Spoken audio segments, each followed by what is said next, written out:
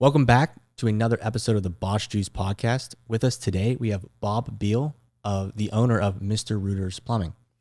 Bob, thank you so much for coming on. Just to get into it, I want to just kind of discuss your story a bit because I think our listeners will really benefit from learning your story because it's truly an inspiration. So, Bob, if you don't mind just kind of addressing your situation and, kind of the hardships you've had in getting your career started.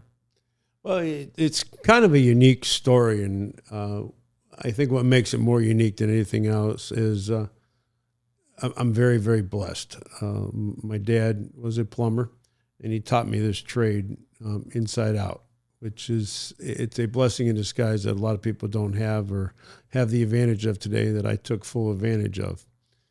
On top of that is I was born totally blind. I had cataracts in both eyes as a baby. When I was 9 months old, they removed them. And without going into too long of a story, it's, again, my dad, my mentor, my role model. When the doctors said I was blind, they said there was nothing they could do. And my dad says, I'm not taking that for an answer. And he found the Cleveland Clinic, University Hospitals of Cleveland, Rainbow Babies and Children Hospital. A guy named Dr. Thomas fixed my eyesight to what I have today. So I've never had good vision. So I guess in reality, how did I get started? Well, nobody will hire a blind kid to be a plumber. So I was kind of pushed into, and with an entrepreneur mind shift, of doing it on my own. So that's what I've done all my life after working for my dad. Went to college. Started my own company in Cleveland in 94, sold it in 99, and took on the journey of moving to Pittsburgh, Pennsylvania, and opening up. And then 26 years later, here I am. That's awesome. So you moved to Pittsburgh, and did you open up Mr. Rooter when you moved to Pittsburgh? Yes. And so Mr. Rooter is a franchise, correct? Yes. We are part of Neighborly, which is our parent company. Okay. Neighborly is actually owned by KKR, but Neighborly more so is the largest home service franchise organization in the world. Okay. And one of the questions I have is, so was there a cost associated into buying into this franchise? Oh, absolutely. And so was there a benefit in buying into a franchise compared to just starting a local family-owned plumbing business? Well, from a sales pitch to being a franchise, and this is the biggest pitch you hear from any franchisors, do you have the ability to work on your business or in your business? And being a franchisee, they give you the systems. So you're able to work on the business. I mean, do you want to open a McDonald's up where you get the same burger you do in LA as you do in Pittsburgh? Or if you want to open up Bob's Burgers and try to figure out what burgers people buy, that's the difference. And I'm not saying either one's better than other. I've had my ups and downs, but overall I have no regrets being a franchisee and the support they give you, the research they do, it's invaluable. There are some downsides to it. I mean, the downsides is they kind of control what you do. But they want to protect the brand. And if you want to be part of that brand, it's a good way to be it. Interesting. Good way to be part of the brand. That's really good insights. I'm curious though, what if there's one thing you could change about kind of being the owner of the franchise, and then having your own small business that isn't associated with the franchise? Is there like some sort of freedom that you would have enjoyed that the franchise kind of prevents you from achieving? Yes, I mean there's a lot. If you want to change, hypothetically, and I wouldn't do it, you want to change the color of your truck, the franchisor would have a big problem with that. But overall, a lot of it I refer to the book that Michael Gerber wrote. I apologize. It talks about the myths of running a business. And the whole thing of it, to run a business successful, you need systems. Mm-hmm. You need systems, you need people. You need people that are willing to follow your systems. And if you can do that, you can run the business. But you have to develop the systems, or as a franchisee, buy the systems. If you want to multiply, 10x a company, you're not going to do it all by your hip pocket. You have to do it with systems and procedures. Gotcha. So the franchise has a lot of processes that come with it, which help you get the business off the ground, which I think is very unique and a very interesting take, because from my perspective, when I started my own business, I was shooting from the hip. I had no idea what I was doing. I'm doing X, Y, Z to try to make things work. And eventually over time, I came up with my own processes and systems. But had I come in with them day one, I think I'd be in a completely different space. Absolutely. I mean, again, systems is the key. It's the key to a lot of things in life. I mean, it's the systems, watching a mother raise a child, they have systems in place, and it's how we function successfully. Would I do it over again? Would I buy a franchise? Probably. I have no regrets. I mean, the downside to it is the economic side. They take 9% right off the top. So it gets, people think we're making all kinds of money being in business. The first 9% goes to them, and then the next 5 or 6% goes to financing fees. People pay with credit cards. You're down 15% before you even pull a tool out of your truck. So it does cut into any type of profitability. But if you build that in and you take care of the customers right, it'll work out fine. That's a really interesting point about the fees, because I think I want to dive into this a bit. There's a misconception, in my opinion, that younger kids have, that you start a business and you own this business and you just start making money.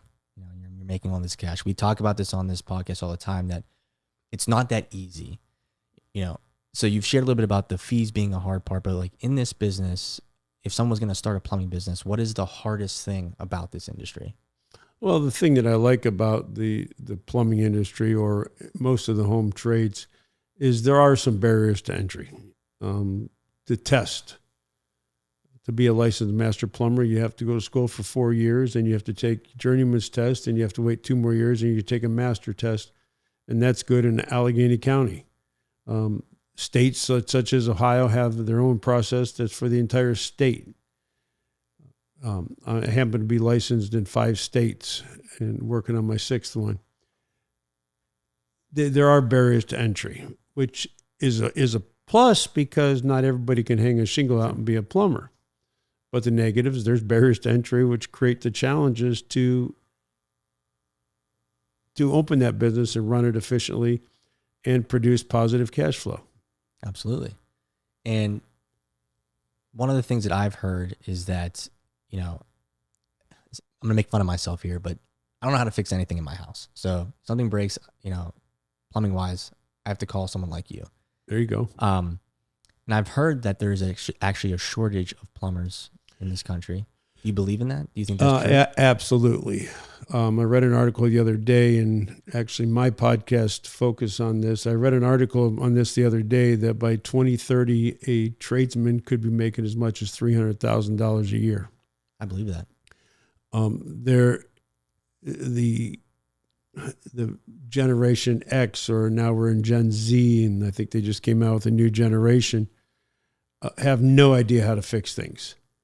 They're technical. The X's are tech babies. Hands-on fixing thing, nope. Yep.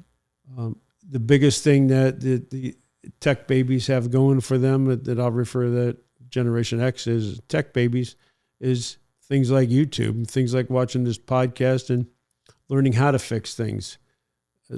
A lot of people do that research on the internet, which is a hindrance to the business, because then everybody thinks they can do everything themselves.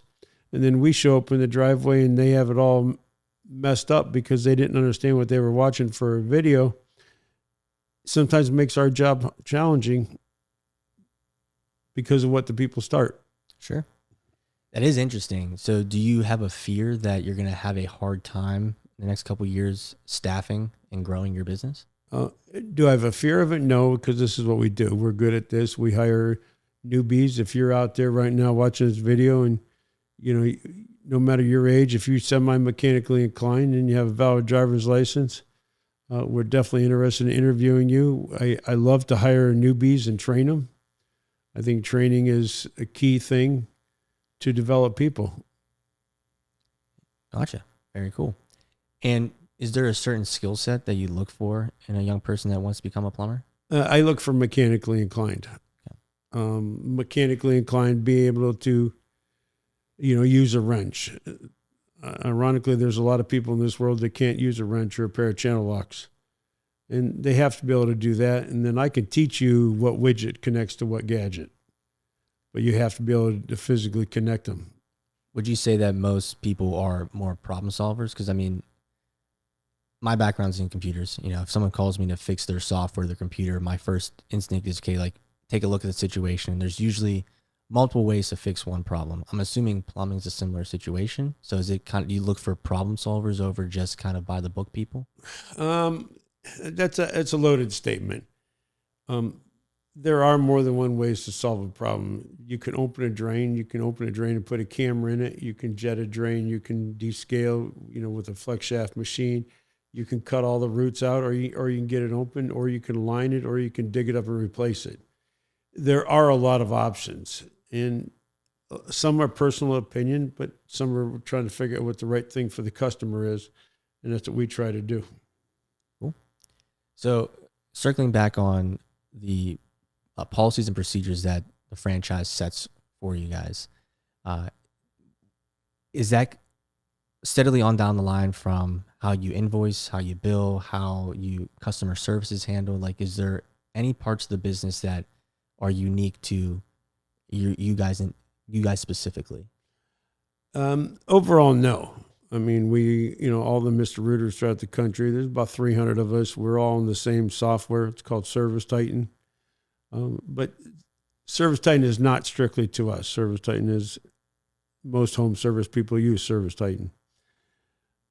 But other than the looks and the presentation and the approach to a customer, the way you greet them, that's part of the system. And that's more specific to us. A lot of other people try to do the same thing, and they are successful, but there's a lot of people that try to do it but are not successful. Yeah, but I feel like you have really done a good job of growing this business here. I'm a Pittsburgh person. I've seen you guys everywhere, which is amazing. I want to kind of ask this question about, you come in, you buy this franchise, and you've significantly grown it. You're fairly large here. How did you go about growing that business? If you could sit down a young entrepreneur and give them the insight of how you take your business from a one person thing to a multiple employee thing, what is your best advice there? Well, the best advice is, I would start out doing a couple of things. First thing I would do, if somebody came to me and said they want to start a business, I'd probably hand them a copy of E-Myth by Michael Gerber, tell them to read that, then come back to me. If they did that, then they come back to me. I would discuss with them a business plan, mission statement, vision statement. That's the foundation to a business plan. Along with, I'd recommend reaching out to outside sources. There's an organization called SCORE. I don't know if you've ever heard of that or not. Mm-hmm. SCORE stands for Senior Corps of Retired Executives. They have an office in Pittsburgh, and there's retired executives that will come and work on a business plan with you. And a business plan has several segments to it. Marketing, that is probably the largest mystery segment nowadays. We don't know what's going to work for advertising today, whether it's going to be Google or outdoor billboards or TV. The internet has taken over. When I started this business back in the 2000, I was the first Yellow Page ad. It developed us to what we were. It enabled us to take off. At one time, I was the number one page in the phone book, and I had the spine of the phone book. It made it much easier then because that's how people knew to call you. However, today, everybody goes to their phone and they searches on their phone. They either go to Google and search it, go to YouTube and search it, or a lot of people use Facebook to just search plumbers. And using the Meta products to find businesses it's here. Now you add to it the newest technology that's coming out is AI. Mm-hmm. So you pick your phone up and you ask your chat, and most of us name their chat. And my chat's name is CJ. Hey, CJ, I need an electrician near me. Okay, that's a good answer, but CJ's just going to tell me electricians near me. What I was actually just taught is the more specific. Hey, CJ, I want an affordable electrician that shows up, that has 5-star reviews, that can come out today. And you ask your chat to give you more tunnel vision of what you want in a service company. And it's showing a lot of things that are taken over. So I want to actually dive into the AI discussion there. I think that's a great lead in, because one of the things So I opened the door. You did open the door, yeah. All right, I go down that rabbit's hole. All right. No, it's good. This be a good discussion. Yep. So we've talked to a lot of other guests where AI actually concerns them in their industry. A lot of service providers, for example, even in my business, some of these AI tools are really doing good jobs that are kind of, not taking away jobs, but making our jobs easier and like requiring us to hire less people. Plumbing, though, is an industry that I feel like is kind of safe from the whole AI thing. Do you feel that same way? Yes and no. Okay. I feel AI is going to benefit our industry. The one meeting I just went to was actually put on by Service Titan. It was called Pantheon out in California. They said that anybody that's doing less than $3 million a year, that AI will put you out of business in the next 5 years. The small players that are not adapting AI are going to they're going to implode themselves. Mm-hmm. The AI in my industry is, what do we do? Have AI answer our phones. All right. Now, is that going to eliminate people? Maybe a little bit, but more so is you still need the same customer service people. Now they're just going to do different things. So if AI answers the phone, I'm going to have that customer service representative doing the review follow-up, making sure the reviews get posted right. So it's not that you're going to have less employees. You're going to have different tasks, and you're going to have technology on your side to get the calls in and get things done. Right down to the AI, one of my technicians can get to a Rheem Iconic tankless water heater, and you can ask your AI. So I got a Rheem Iconic, it has 5 red lights blinking. What is it? And they will diagnose for you. So that's the plus to the AI. AI so far cannot come out and drive a truck and snake a drain yet. And until they do, I feel AI is a helpful tool for us to use as long as we use it correctly. Another tool in the toolbox, Yep. I've heard people say, which is good. So, yeah, that's interesting. And it's here, too. It's not leaving. And it's not going away. Right. Absolutely. So, on that similar note, though, I would like to kind of talk about, your transition in your career from running a plumbing business to becoming a influencer, or at least that's your aspiration, kind of your new business venture right now. Yeah, I don't know if I'd really call it a business venture as much as I would call it a brand building effort. Okay. I'm branding myself as Bob is the Plumber, as you can see, with thoughts of being a motivational speaker. I'm also studying a lot of John Maxwell stuff to be the leader that I can be. I want to be a motivational speaker. I'll be available next year. Got a couple potential clients already. And Bob is the Plumber. My YouTube channel is Bob is the Plumber. I have a website, Bob is the Plumber. Maybe Jane can put the QR code up. If anybody wants to scan it, go there, subscribe to my YouTube, and you won't go wrong. Awesome. We will absolutely do that. But tell us a little bit. So you want to become a motivational speaker. And what was that drive for that? What really pushed you to kind of go that route? I love developing people. Okay. Unfortunately, you need a certain number of people in your team that are runners, that they're going to run from point A to point B to point C, and they're just going to run the company. I'm a builder, okay, and my profile has me as such. So I want to build a brand, okay? Bob is the plumber. And I emphasize that word, the plumber, to emphasize that's all I am, is a plumber. I do have a college degree, Master Plumber in 5 states. All that's well and good. But if I can't use those, and then my newest slogan that I'm coming up is influencing one life at a time. So go to my TikTok, YouTube, whatever it can be, and hopefully I can give you one tool that'll help you. Sure. Absolutely. So you like developing people. Was there someone in your life or a mentor in your life that helped develop you in your career? Yeah, that's actually,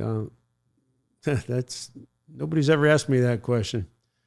I had a couple of mentors throughout high school besides my father, actually my woodshop teacher and my wrestling coach were very instrumental in developing me and teaching me to be focused on finishing a project and looking at things from the outside and putting the pieces of the puzzle together. So yeah, I would say that, Mr. Bell and Mr. Kohler are, again, my wrestling coaches and football coaches and gym teacher and woodshop teachers were instrumental in my life. I could go back to a whole lot deeper stories, but you don't have the time for all of them. Is there a story in particular that really, from one of them, that actually influenced your career decisions? Yeah. And I was actually thrown out of a elementary school in 5th grade. And a principal and a guidance counselor at one school said I would never graduate from public schools. And a gentleman from my area high school took me over and put me into school and said he will graduate from my school. And I did graduate with honors and have used that to a whole new level of life. So from the little fat 5th grader that they said I would never graduate from public schools, here I sit. So eat your heart out. That's amazing. What do you think made that shift? Was it the mentor, or was it something else that kind of clicked in your mind to make you kind of steer in the right direction? So as I develop my motivational speaking that I want to do, my main topic is going to be perseverance. And my dad said one time the word can't should be removed from the dictionary. And I've lived by that model. And I still believe that. So I can do anything I want to do if I put my mind to it. Absolutely. I think that is the embodiment of entrepreneurship. I mean, we've interviewed multiple people, and everyone has some sort of journey where, for lack of a better term, shit hits the fan. And it's the people who pick themselves up and continue to go forward that actually become successful. So I 100% agree with you on that. On that note, though, is there anything you'd like to share with our audience about like one of the hardest or most like devastating things in your business career that you thought maybe I won't make it out of this? Economics, 2008, I was in a little bit of trouble. I had to roll the sleeves up and just go work. You got to watch the trend of the economy. And the other thing is I imploded. I was so busy at the time. I took on a tremendous amount of debt, and then we slowed down. So a wise man told me one time is the most important plan in life is a business plan.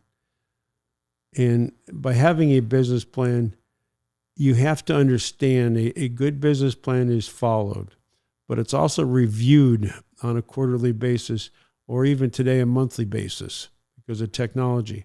But it's reviewed on a consistent basis. And if your plan is to, let's say you want to open a food truck up. So your plan's to open a food truck up.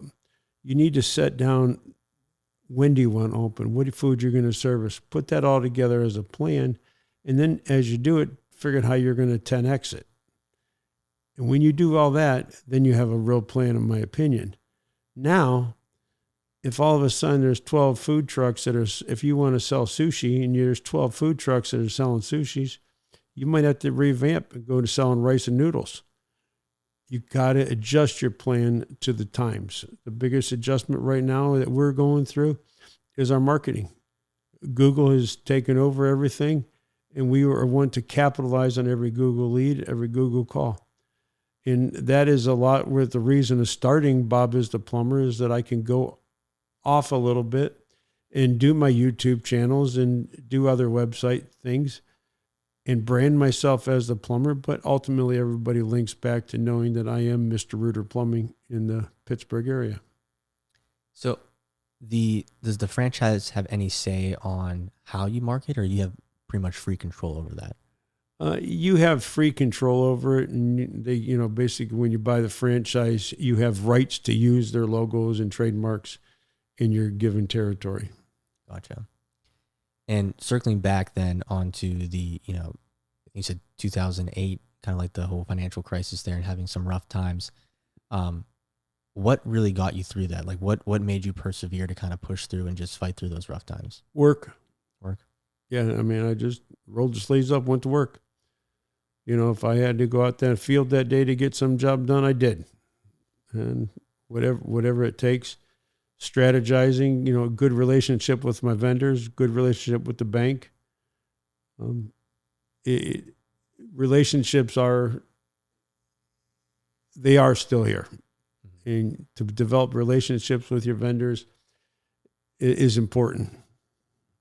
100%. I think that's a misconception in starting a business is, it's all about, the money, but you had said earlier, and I love that you said, to work on your business, you need to have processes, you need to have people, specifically good people. How did you go about kind of building a team? Because that one of the common themes we've seen is that kind of finding the right people is a challenge at times, especially when you're starting out. How did you go about finding the right people? Well, you basically inherit some people. When I first started here, I had a family member who was in the dispatch department, and you get your family members. But then when it comes to building a team, I always look for people that enhance me, that don't think like me, but I want the one that thinks the opposite of me, where it challenges my thoughts. It opens my door. So again, my team right now that I have is very steady. They like things consistent and steady. Where I refer to and there's other people that refer to the business owners as we're the gorilla in the cage. We come in and we shake the cage up, and then we let our team fix it. And those are the team that's your steadies. You need a certain number of those. So put your team together of people that enhance you, make you a better person. Gotcha. So one of the things that I see in my business is that on the software side, programmers can be kind of dull, for lack of a better term. And so when you talk about relationships, it's hard to sometimes find people who kind of can speak the technical lingo, but can build a relationship and not, feel like they're talking down to people. Do you look for qualities in people when there are a technician that's going out to a job to kind of have similar, more of like a personal relationship, or, the ability to speak more fluidly than just someone who is very technical and good at their job? In our world, the person has to be a chameleon. They have to go to any homeowner and address that homeowner any way they can, as professional as possible. You can't try to talk down to a customer, or you can't let a customer, you don't know what you're doing either. You got to figure it out. But you have to relate to a customer. You have to relate to anybody. And people will relate back. Respect is some people say respect is given. I always say respect is earned. Mm-hmm. And as long as you earn respect from your customers, your peers, your vendors, everybody in your business life relationship, you have something going for you. I agree. You said that you have, when building this team, you had family that kind of came along with it. Do you still have family that works in the business? I do. I have right now 2 sons that are in the business and a daughter that may be in the business. We're not sure. We're trying to work a position out for her right now. But out of three out of my 4 kids, or 2 for sure of my 4 kids, work for me currently. My youngest son just became a journeyman plumber about a year ago. He's doing phenomenal.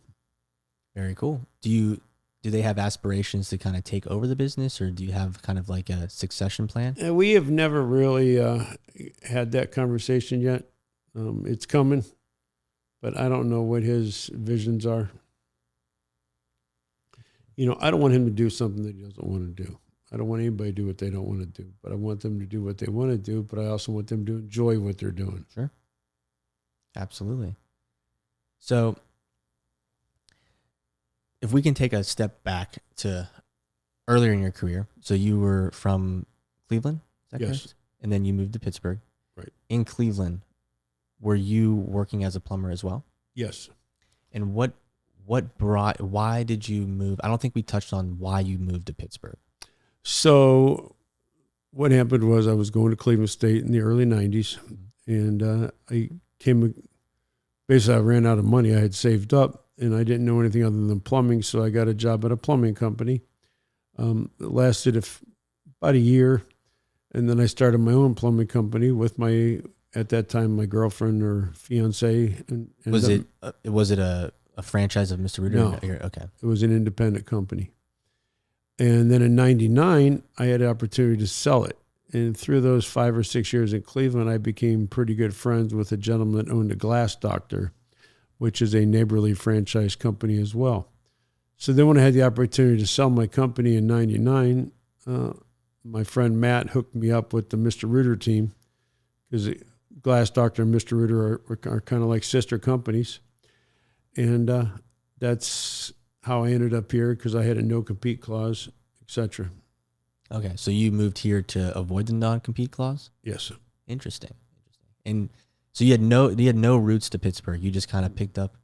That's entrepreneurship. So you definitely. And the worst thing about me, and you might want to bleep this out, is I'm actually a Cleveland Browns fan. Oh no! I don't admit it too loud. It's tough being a Browns fan and living in Pittsburgh, but everybody's allowed their own misery. Sure. And that's what I definitely have with the Browns. That's cool. I've built a lot of good friends. I'm actually friends with a few Steelers. So there you go. There you go. So we're starting to get you to like the Steelers. You're starting. Yeah, I like some of the people. I won't hold that against you, but that is appreciate that. Yeah, that is a great story. But I think that also shows. I want to highlight that a bit, because I don't think people understand the risks that entrepreneurs take.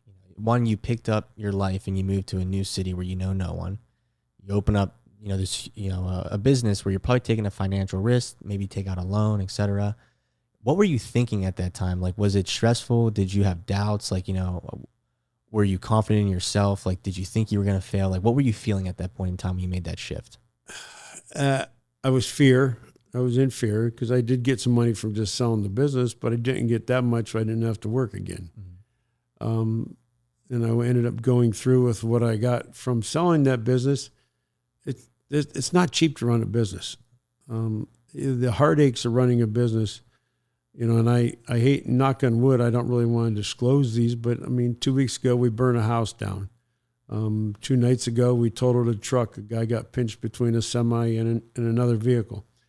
And these are the hardships, and instinctively when the guy calls you and says, I just got in an accident, you rolls out of your tongue, first of all, are you okay? Because that's the most important thing.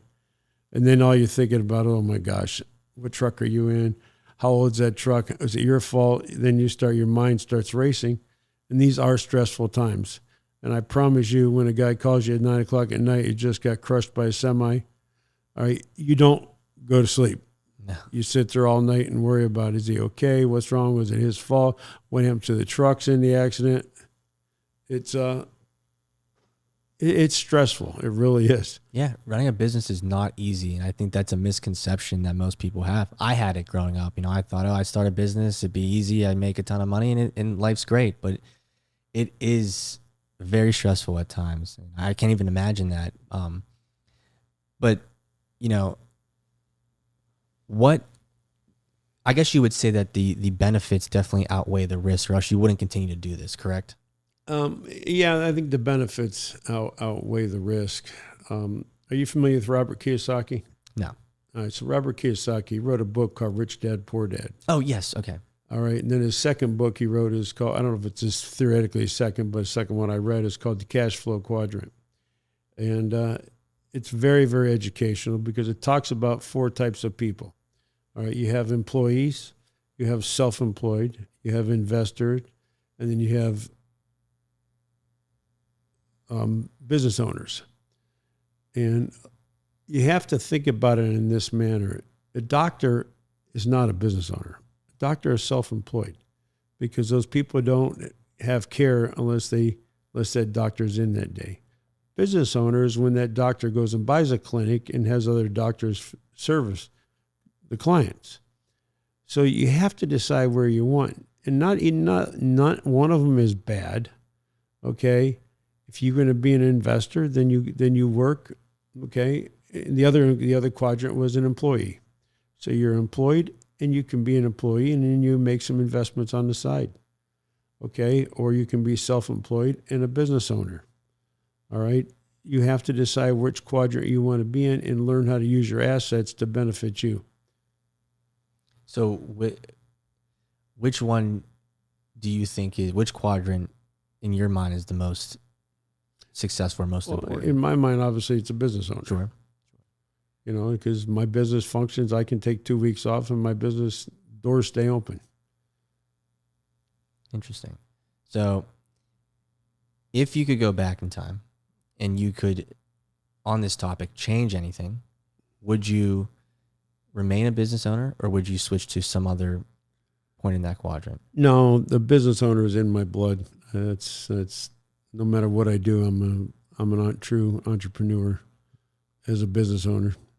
Was this your first? I mean, obviously you had the plumbing business in Cleveland, and then you had the Mr. Rooter here in Pittsburgh. But were those your first business ventures, or did you have any other business ventures before that? Nothing worth talking about. Nothing legitimately. That's good. I mean, always trying to sell cookies on the side or something, but overall, no. Those are my main endeavors. Gotcha. So looking forward to the future, what is the next 5 to 10 years look like for you? Do you have plans on growing the business? Do you have plans on growing the influencer or motivational speaker aspect? What are your plans? I want to keep building the motivational speaker. Bob is the plumber. Keep building that brand. Hopefully one day get monetized, et cetera, et cetera. And when it comes to business, I'm just going to keep growing and add trucks and get service calls and take care of people. Eventually add territories and keep on going. That's awesome. That's awesome. So I really appreciate you taking the time to speak with us. I know that you got other things you got to get to, so I want to be respectful of your time. But before we wrap up, there's one question that we ask all of our guests. And that question is, if you can give one word of advice to a young entrepreneur or someone who wants to start a business, what would that be? One word of advice, I guess, would be to plan. Plan. If you allow me to give 2 words, is I would say, do it, but follow your plan. Don't just wing it. Have a good, solid plan. I love that. And I could have used that advice when I first started my business because, like I said, I just came out shooting from the hip. But I want to do something a little bit different on this episode that I have not asked other guests. And because I think this would be really beneficial because your story, you talked about perseverance and kind of just pushing through. And obviously with your, you had said you're legally blind and you've dealt with a lot of hardships around that. I think that, entrepreneurship in general is hard, but I think that a lot of entrepreneurs quit too early, and a lot of them don't have, I don't mean this in a mean way, but they don't have the hardship that you have, with your disability. So if you could give any word of advice to really an entrepreneur, really anyone who might be struggling with something such as like, I can't achieve this because of who I am or what I have or my financial situation or this situation, if you can give any word of advice to someone who wants to pick themselves up and move forward and be successful, what would that be? You can do it. You can do it. You have to have the want and desire. All right. Don't ever let anybody bring you down. And I don't know the book, and I've read a lot of books. There's one book that says you always should evaluate the 5 closest people you have to you and make sure 3 of them are more successful than you. All right. You don't want to be the leader of the pack and have hanging around 4 other people that are partying on the weekends, and that's their biggest concern in life. Okay. You are who you hang out with.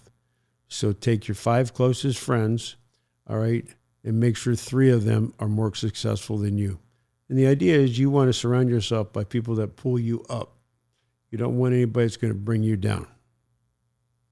That's awesome. I've heard the saying that your network is your net worth. So yep. Sounds like you believe that. 100%. I spent a lot of time with other fellow franchisees and other plumbing contractors and friends, and we constantly learn from one another. That's awesome. That's awesome. So, Bob, before we wrap up, though, I do want kind of give you a chance to talk a little bit more about your Bob is the Plumber kind of YouTube channel. Where can people find you? Well, it's pretty simple.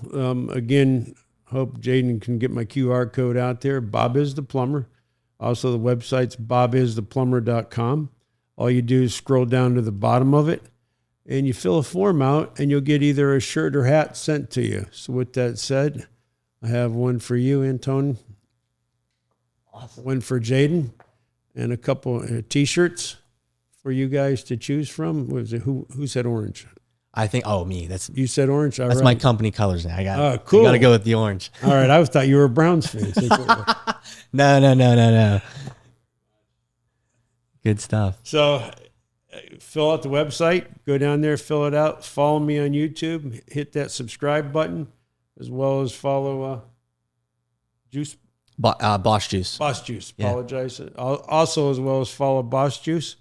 And you know what? You won't go wrong. You're going to learn from the best all the way around. Yeah. No, we appreciate your time. We appreciate you sharing your stories. And I think a lot of entrepreneurs and specifically young entrepreneurs will learn a lot from your story and your journey. So thank you for taking the time. And then, just to top it off, on my website, it's a full contact form. I'm open to discuss entrepreneurship with anybody as much as I can. Well, thank you so much for your time.